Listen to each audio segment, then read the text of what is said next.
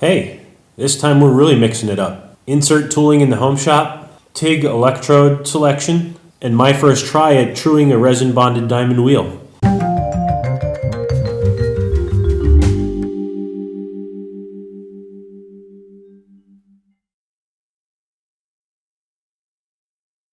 It seems like a lot of you folks out there are weekend welders. So from one hack to another, I thought I'd tell you about my experiences with TIG electrodes. Maybe help you cut to the chase, save you some money and heartache along the way. TIG is personally my preferred process, but it really depends on the job at hand. When I first started out with TIG, all the options seemed pretty overwhelming. It seemed like if I could get, the right flavored electrode for the job and get that point ground just right, that'd make all the difference in the world. Well, that led me to buying every and any kind of electrode I could find in every diameter because, you got to have them all. And really only made the learning process harder than it needed to be. Bottom line, 2% lanthanated. Almost exclusively in 3/32, pretty much for everything. Now, of course, that depends on, what you do and what you weld. But for the average Joe, that's my recommendation. And in fact, you can see my collection here has gotten rather minimal.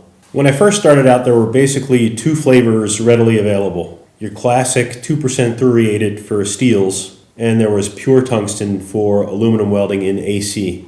You might recognize the Thoriateds, they're these red ones over here. And I don't even have any pures anymore. Now the Thoriated are actually pretty darn good, and I do like them. But man, pure tungsten for aluminum, absolute garbage in my opinion. Particularly if you're running an inverter machine like I am. I mean, maybe I'm using them wrong, but in my opinion, money is better spent somewhere else. After the pures, I think I moved to these serrated for aluminum. Hope I'm saying that right. They're gray around here. And by looks of it, I was welding some pretty thin gauge stuff. Those are 1/16 and there's a half of a 3/32 left. And I stuck to the good old Thoriateds for steel.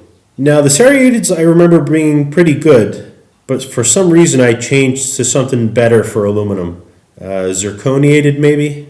I think they were brown in the back. Those were spectacular. A little hard to find around these parts, but spectacular. Now when I throw around words like good, bad, excellent, those are very qualitative from my point of view. I mean, I wasn't cutting my welds up or sending them out for chest x-rays. I'm talking about the behavior of the tungsten at the business end. Its ability to hold and control the arc and not do any spitting or splitting or generally start growing warts. Now about that time, a lot of hubbub started about the radioactive nature of thoriated tungsten. I guess with thorium being all radioactive and all. Apparently I was concerned enough to look for alternatives. I do have some hybrids here. These are supposed to be a one-stop shop for AC and DC TIG welding. I have no idea what's in them. They're from Arc Zone. I mean, they weren't bad by any stretch of the imagination, just not as spectacular as I'd hoped they'd be. These are the baby blue hybrids. I don't know if it gets any more specific than that. They were really good on steel, but aluminum, so-so. At least not for me and on my machine. Now, it's not my intention here to downplay the radioactivity thing in the Thoriateds. I mean, nobody benefits from being a tough guy. Except maybe if you shove around people that are smaller than you, that's kind of fun. If you can avoid the whole radioactivity thing, it's probably for the best. But in all honesty, for what you're doing in your garage, as long as you're not eating them, they're probably fine. They're not really dangerous to handle. The thorium is sort of locked into that tungsten matrix. But when you grind them, you should really wear some kind of breathing protection or have some sort of extractor. Actually, hold on a minute. Let's try to check that out. What? You don't have a Geiger counter? So now I'm just going to let this sit a minute away from those thoriated tungstens just to get a level of the background radiation. So down here in my garage, the background levels are somewhere around 0.1, anywhere from that 0.09 you're seeing to 0.11. Now that background noise, that background radiation changes depending on where you live, where you're located, and the safe level, is decided by your state or government. Why they're not standardized, I don't know. I suppose it depends on how well, your local politician knows the local nuclear guy. Now, when I was a kid, radiation was measured, I think in rads or rems, sometimes in curies, when we had company. Rutherfords, if you were from the weird side of town. But now apparently we're measuring radiation in Mike Sievers. But now apparently we're measuring radiation in microsieverts. Let's see what we get with the thoriated tungsten. It generates a beep every time it detects like an ionizing particle. I'm sure you guys have seen plenty of sci-fi movies. So there's the thoriated tungsten.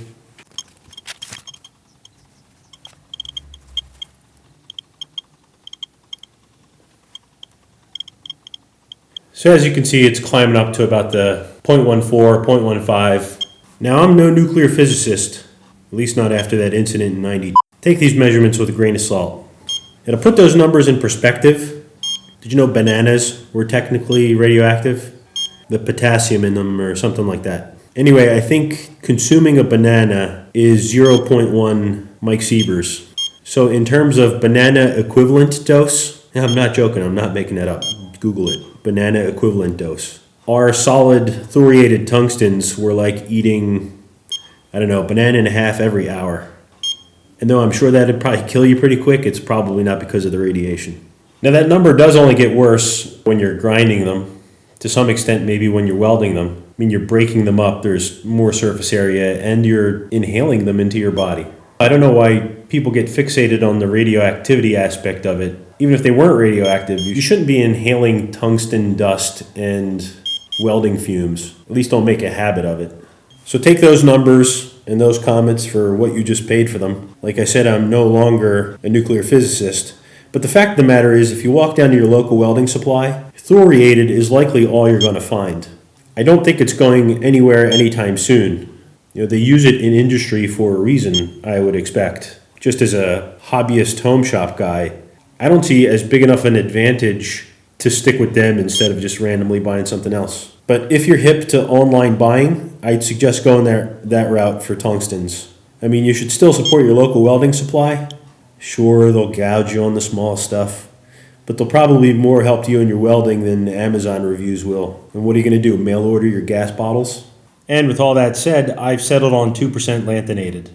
For what I do, these things work great for everything in both AC and DC. I mean, just a quick grind before switching, just to clean them up a bit to avoid any kind of cross-contamination. You know, try them yourself, see how they work for you, but for me, one size fits all. I don't even have the smaller ones. I just grind a finer point on here when I'm working with smaller stuff. I mean, maybe one day I'll run into something where I really got to step down a size for the low amperages, but so far so good. These are not radioactive, by the way. They do cost a little bit more, but after years of screwing around with these things, I'm down to one type of electrode in one size. So even if there's a marginal increase in cost, just the fact that I'm buying half as much as before, I win out at the end. And you know, that's why I'm sharing this. Maybe it'll help some of you out. Oh, and no offense to the welders out there. I know there's a lot more to these tungstens than I give them credit for. So certainly if you know what you're doing or you're welding in some kind of nuclear power plant, ignore everything I just said. In the video on the end mill grinding fixture, I mentioned that I had no idea how to dress a resin bonded diamond wheel. I got a comment from a viewer that suggested just grinding it in. And that led to some Googling, and it sounds like that's the way to do it. This is my tool post grinder. It's an AEG die grinder, and I've got it mounted on the mag chuck with some mag transfer blocks, and it's just packed in a bit. You might not be able to tell by looking at it, but it's on there nice and solid. The first step would be to true the grinding wheel in the die grinder before we use that to true the diamond wheel. Now, as you can see, I've sort of hacked in the diamond dresser tool. It's really the only place on the machine that allowed me to attach anything at all. Again, it might look precarious, but it's clamped on there pretty tight. This is really just to try the concept out, and certainly if this works, I'll make some kind of a rig that bolts on proper to the grinder. You'll also notice I removed the guard. I never recommend doing that. With the guard style that I have on this machine, you wouldn't be able to see anything at all in this video.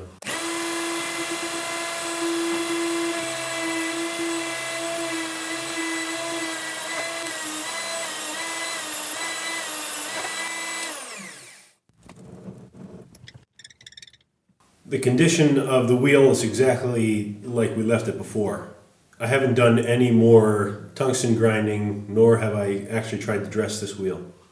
All right, here goes nothing.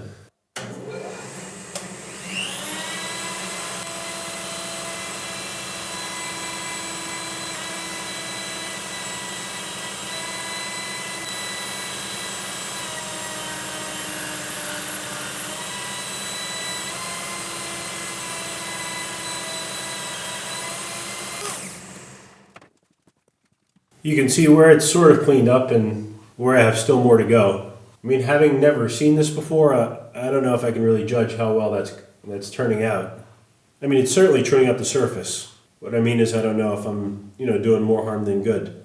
Am I just pushing that embedded carbide around? Am I putting silicon oxide into the surface?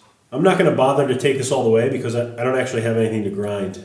Meaning I'm going to be taking this wheel off and doing this operation the next time this wheel gets mounted. I am getting these strange diagonal lines in the surface.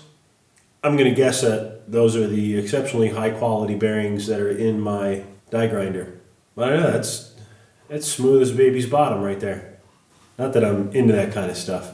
The stone still looks good. I mean, it's a little darker. Maybe that's that carbide it's picking up off the diamond wheel. Maybe it's not the right stone on here. I don't know. That was interesting to try though.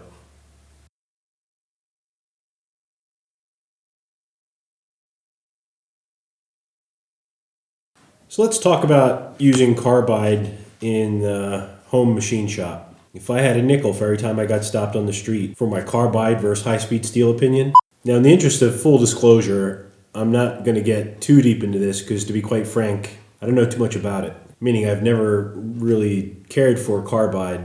And if you were to ask me which I prefer, hands down, it would be high-speed steel.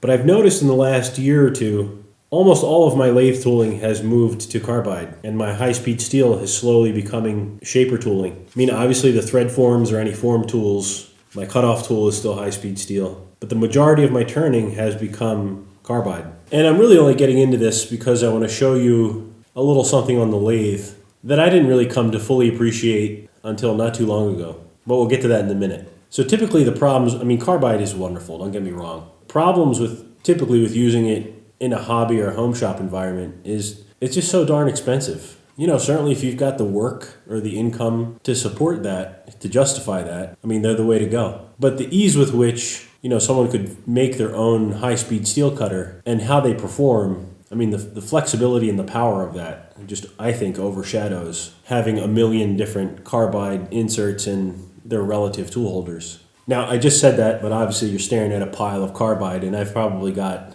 I mean, not a ton, but at least this same amount still in the little drawers. I don't know what happened, but 2-3 years ago maybe, I started stopping at things like flea markets and swap meets and stuff like that a little bit more often than, well, I've never really went to those things. I don't even look for them. It's just, you're driving around.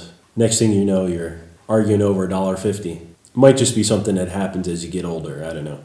Metabolism or something. But anyway, I was surprised to find, and I still can't explain why, I seem to find a plethora of carbide inserts. And just in the weirdest places, it'll just be some guy standing there trying to sell a tape deck from the 80s missing the rewind button, a sock, some pastel colored thermos, and 2 boxes of carbide inserts. But to put this in perspective, I mean, I think these were $50. I believe I got 6 packs of these large triangular inserts. I mean, it turns out they're for cast iron, but I found that they work spectacularly, specifically on the mill. And I've also used them as just raw carbide to just braze onto stuff like scrapers or some, whatever random tool I might need a carbide tip on. The ones I really like, and there's 2 in particular, and I apologize if I get these names wrong. I think these are the WNMGs, maybe? WMNGs? W, at any rate. These are nice because they have 6 cutting tips. You've got 3 on the top and then flip it and 3 more on the bottom. And I tend to find a fair amount of those, different flavors. I mean, compare that to these. I think these are the C style, CMMN, CNNM. You'll have to look it up. But these only have 2 cutting tips. You can't flip these over. So bear with me a minute here, but 6 is bigger than 2. You get more bang for your buck. Granted, they cost a little bit more, but those are things to consider when you're investing in a tool holder and a style of insert. And of course, there's a whole ton of other parameters you'll probably need to be worried about. The rake angles, the nose radii, the coatings that they have, the materials that they're for. And that brings us to my second point about using carbide in the home shop, in the hobby. These little buggers are designed to run at just ludicrous surface speeds. The kind of speeds that you're probably not going to see out of your hobby lathe. Now granted, they'll still cut. I mean, it's still carbide. You're just not going to see the benefits that make them so appealing in an industrial environment. Now I know this stuff, you guys probably already know. But I just want to demonstrate how you can sort of shoehorn these into your home shop and how I've been using them. I know I should, but I don't much get into the calculations, the feeds and speeds to really make these things sing. I'm more of a play it by ear kind of guy. I've gotten to know this particular geometry on my specific lathe. Oh, and in case I didn't say it, this is specific to the lathe. I mean, in the mill, face mills, fly cutters, all that stuff, carbide. Heck, even the cheap stuff seems to work there, but I'm not taking half-inch depth of cuts and need to get it done in a half hour. But let's take this one over to the lathe and see what kind of problems we run into at the feeds and the speeds we usually have access to. So what you're about to see here depends very much on the lathe that you have at home. This happens to be a Colchester Student MK 1.5, if that makes any difference. Not a big lathe by any stretch of the imagination, but it is built like a tank. It may let me get away with a little bit more than maybe a lighter home-sized lathe, let's put it that way. But that's the whole point of this exercise, sort of push the limits. Now, this happens to be some 3-inch, just medium carbon steel maybe. It's actually 3 1/4. The diameter doesn't make too much of a difference for these purposes. I just wanted something to keep the surface speed as constant as I could. So if this was smaller and I took away 200 thou, it's going to have a bigger impact on what the insert surface cutting speed is. I mean, it's going to change here too, but maybe not as drastic. I'm at about 4.5-inch stick out. As you can see, I can't really use a live center to support this. I'm just going to run a blank arbor in there, more for, I guess, safety purposes. Something stupid happens, there's something between it and my face. But here we're almost at, 1-to-1 or 1.5 stick out, so I think I should be okay. Surface finish should be decent, I think. Rule of thumb, I believe, and don't quote me on this, is down around the 1 inch, you can be at about a 3-to-1 stick out. Obviously, the bigger you go, that's not going to hold up. If you had a 10-inch diameter round, you wouldn't want to stick out 30 inches unsupported. But some 1-inch stock could probably stick out 3 inches before you started needing some type of center to support it. So we're all set up and ready to start cutting. If you do the numbers according to the manufacturer on how fast you spin the work and how fast your feed is and what your depth of cut is, they'll usually be astronomical. I mean, I didn't do the numbers for this, but I wouldn't be surprised if minimum starting speed was like 2,000 to 3,000 RPM at some insane feed rate. Now, those numbers are spectacular in a production environment. Someone who's got a 500 horsepower lathe and time is money. But the fastest this lathe will spin is 1,200 RPM. So I'm going to set that at max, 1,200 RPM. My feed rate, I think, is about 10 thou per revolution. I found that just happens to be a good number. Any faster and I start to thread the part, any slower and I risk falling asleep at the lathe. Now this isn't super round. I'm just going to take a quick 10 thou cleanup pass.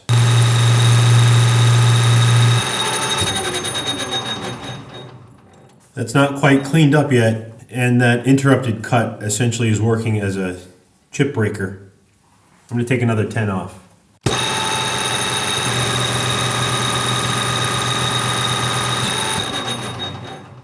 I cleaned up nice. I'm going to start again at 10 thou depth of cut, and each successive pass, I'm going to increment that by 10 until things either get really scary or my lathe stalls out.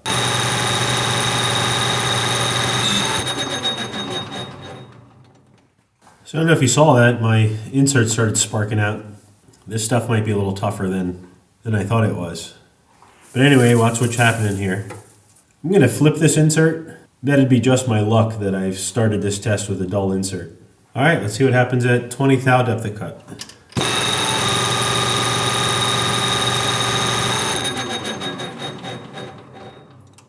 All right, it's cutting pretty good and surface finish is nice, but it shot one of these big rat's nests out the back of the lathe. And again, this kind of stuff is very dangerous. In fact, when I first started out with inserts, I used to keep one of these long sticks in my offhand. I'm sure you're familiar with this. Just a hook on the end. And while I was cutting, I'd be fishing around my spinning chuck and my tool posts trying to get that buildup of long stringy chips out of there. I mean, it still comes out every now and again when you maybe run into some weirdo materials, but something like this is really a bad idea.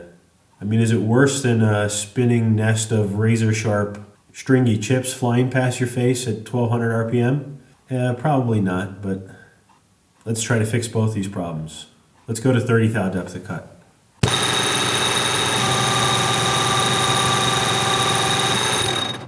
All right, did you see what happened there? We're starting to transition into more manageable chips, if I call them chips, but it's a lot better than that long, continuous, stringy stuff. I mean, they still stink when they go down your shirt, but at least it's a lot less dangerous. Of course, you have your safety glasses on, right? Let's go to 40 thousandths depth of cut.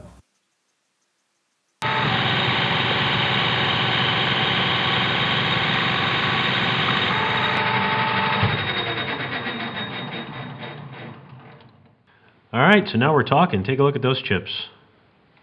That's a lot safer to deal with. And I don't know if you heard it, but my lathe started to break a sweat pushing that 40 thou depth of cut. Let's see what 50 does.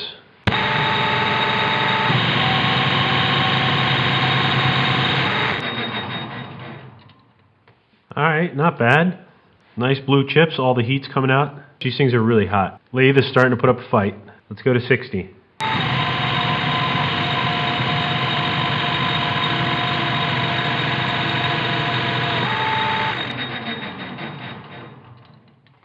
Now the lathe was really slowing down. It doesn't have the power to push that. And you could really see that insert sparking out. And depending on the material, that's really as hard as I push this little thing. Now these beautiful blue chips was really the whole point of this exercise. If you're using carbide on your lathe, you really shouldn't settle for anything less. But you saw what it took me to get to these blue chips. That transition started to happen at what? 40, 45, 50, 55 thou depth of cut. Now if you can't pull something like that off and you're already maxed out in your spindle speed, you could try going a little bit faster in your feed rate. But even at, here we're at 10 thou per revolution at 12,000 RPM, that's what, 12 inches per minute. I mean, it's not lightning fast. What is that, an inch every 5 seconds? But still, if you're only turning ½ inch, 1 inch, 1.5 inch shoulders, that all goes down relatively quick. So now what happens when you're within 20 or 30 thou of your finished diameter and you obviously can't take a 40, 50, 60 thou depth of cut? Well, you either increase your spindle speed, which we would have done a lot earlier if we could, but like I said, we're maxed out here already, or you switch to a smaller insert. And so lately, that's what I've been doing. I mean, I've got these two styles figured out. I rough it out with the larger insert, and that gets me down the size in the blink of an eye. And then I'll either switch over to this, I think that's 8 millimeters across, or if I've got very little take off, I'll switch to a very sharp, high-speed steel finishing tool. Now these inserts also require more cutting pressure, so compared to high-speed steel, you'll see a lot more heat buildup, and your spring passes tend to be bigger. So unless I get really lucky, you know, my last few passes get exponentially smaller trying to creep in on that dimension. I found that using high-speed steel, those number of passes is smaller, just because it's sharper essentially, so it does a better job at those final spring passes. All right, that about does it for what I had to say about carbide in the home shop. Like I said, I feel almost embarrassed. I didn't really get the courage to really push my carbide until somewhat late in life, and I really wish I would have known that a lot earlier. You know, I wouldn't have had so many near misses with giant flying bushes of razor sharp chips, or trying to get in there with my fishing pole to clean those things out constantly. So I think it's worth experimenting, see what you're comfortable with. If you get into that sweet spot, you know, close to the chip loads the inserts that you like are designed for, carbide is spectacular.